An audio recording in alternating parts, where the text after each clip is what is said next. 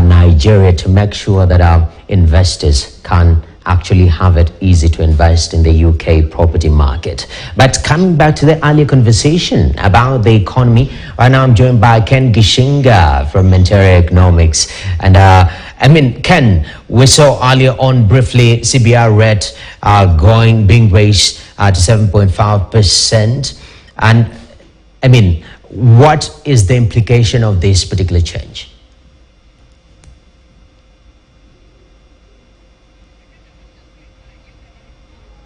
Indeed, this was a historic rise in the interest rates, the first time in 7 years.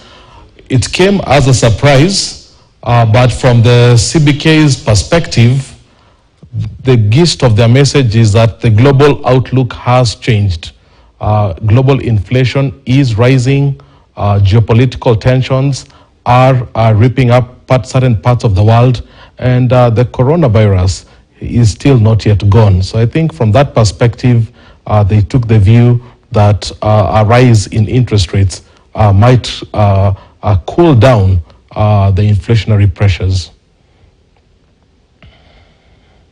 Is even just looking at the inflation for April, 6.5%, of course driven by food at 12.1%, up 8.5% up on fuel, which again, there was mitigations from the government to bring it slightly lower with this subsidy.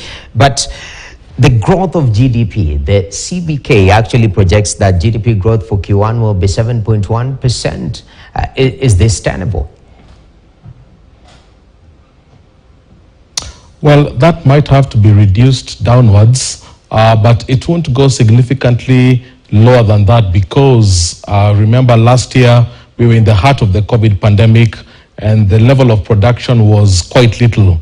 So just from the base effects that you're comparing 1 year where there was very minimal production to this year where there is more production, I think that number might still be achievable.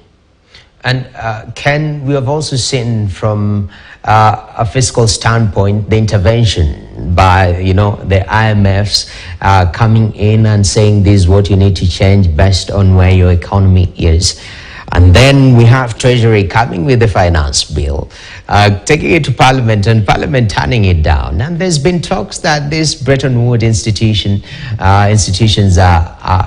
might be pressuring or might pressure MPs to think otherwise. And MPs seem to be between a rock and a hard place in terms of choosing the people at the same time, choosing the country and raising that 53 or so billion shillings that's supposed to fulfill the budget deficit, be part of it. How do they balance the two?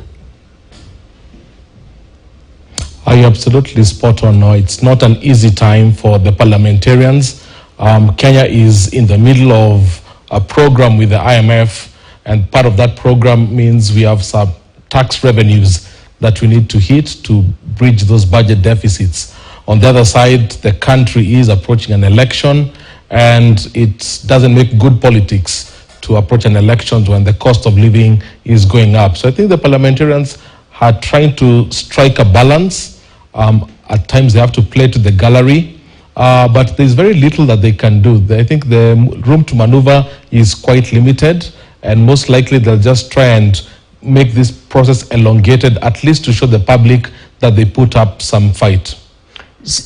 If you're in their position, from even a country perspective, briefly, what do we do? What are the options that we have with such a small headroom to move?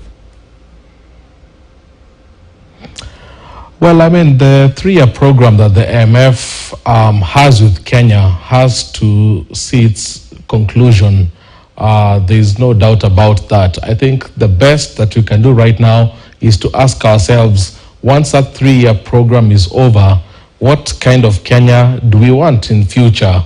Do we want a Kenya that's continuously dependent on loans, or do you want a Kenya that is producing, is exporting, is lending to other countries, not borrowing?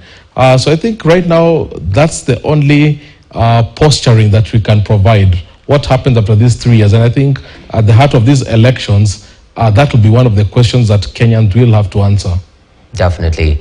And thank you very much, Ken Gishinga. In our 9 p.m. bulletin on the business segment, we'll be giving you more details in regards to what is happening with the CBK, of course, after the Monetary Policy Committee raised the CBR rate to 7.5 and what that means to you. But in studio, we went to take a short break, but we already have Rachel Karanu from Mdundo. And later on, we'll be having a conversation on matters music and streaming. I know I'm a huge music consumer, and hopefully we'll be able to put all that into perspective. But we take a short break right now. Stay tuned.